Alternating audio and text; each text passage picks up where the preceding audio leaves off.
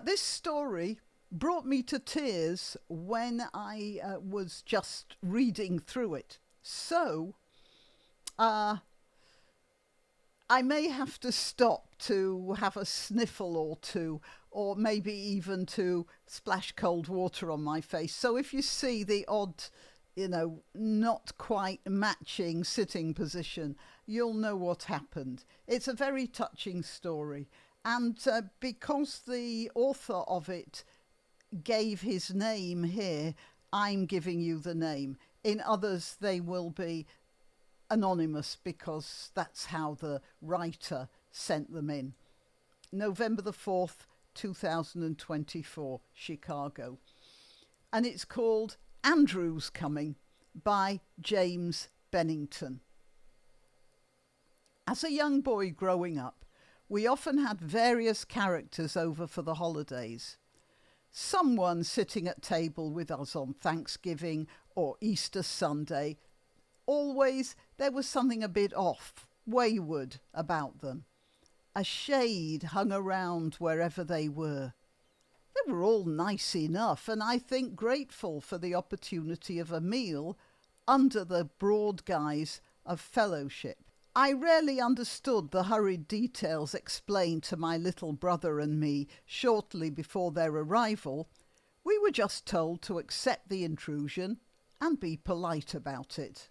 Now, sitting at Thanksgiving dinner with a stranger one passed the peas and potatoes to was one thing, but sharing your Christmas gifts, quite another. I remember clearly the first time it happened. A neighbourhood boy of about my age, a rather uncouth boy, was coming to have Christmas Eve with us, we were told. As we knew him, and didn't particularly like him, he'd been a bit of a bully and had gotten all of us neighbourhood children into trouble at one time or another. We put up a mild revolt. There were sharp words from our mother and maybe a slap or two. Andrew doesn't have the same things you have. You forget how lucky you are. Now you're going to give over a few of your Christmas presents so he can have a nice time and feel accepted. Now, where's that nice new shirt we got for you?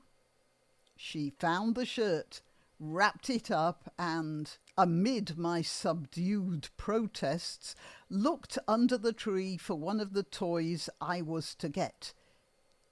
It was a remote control race car I'd put on my list for Santa. At any rate, around 8 o'clock that evening, Andrew came, slightly spruced up, on our porch.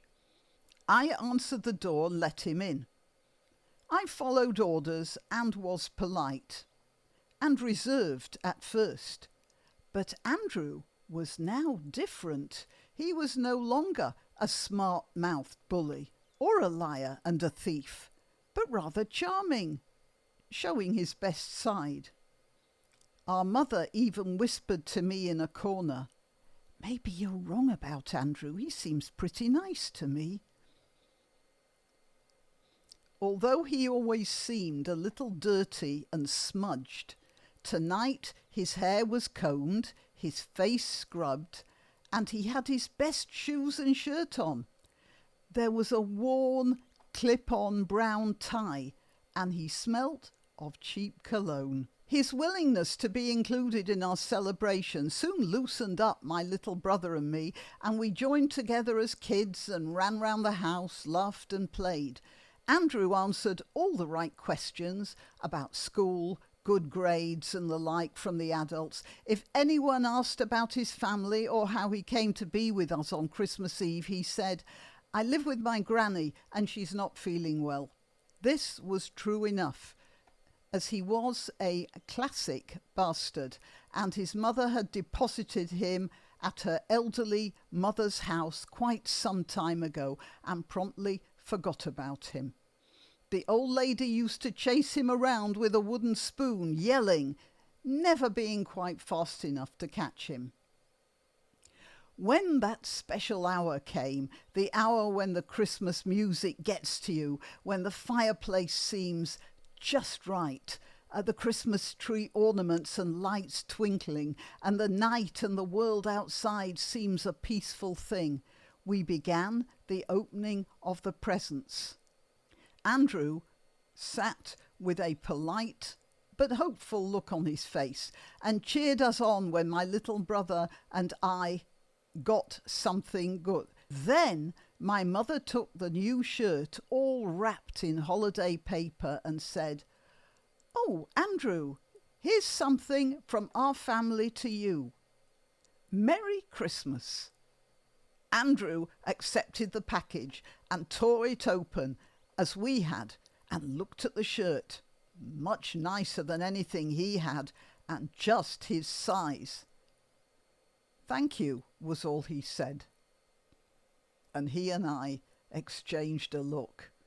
"Yeah, that was my shirt, you punk." After a while, when the presents were all about open, she said, "Andrew, what's that package there under the tree? Could you get it for me?" Andrew got up and reached in, pulling out a good-sized box. She took it and, looking at the tag, said, "Oh, this one's to you, Andrew, from Santa." His eyes were very wide and his mouth hung open. "Huh?" was all he could manage. "Well, open it up," Mother said, as we all looked on. The paper ripped away. The box showed an impressive yellow race car inside, complete with batteries and remote control. There was a fierce picture of a tiger on it. Pretty fancy stuff for the early 1980s. Andrew called out, "Oh!" and we watched him smiling. Then he was thanking our family for having him over, trying to explain again why he was there, when he fairly burst into tears. Our mother called him to her, took his hand, kissed him on the cheek, telling him softly to go and wash himself up. When he left the room, Mother gave me an "I told you so" look, and I had my first real understanding of Christmas, what it meant. And when Andrew came back, we had one of the happiest Christmases of our lives. November the 4th, 2024, Chicago. Now you know why I very rarely wear eye makeup. Till next time.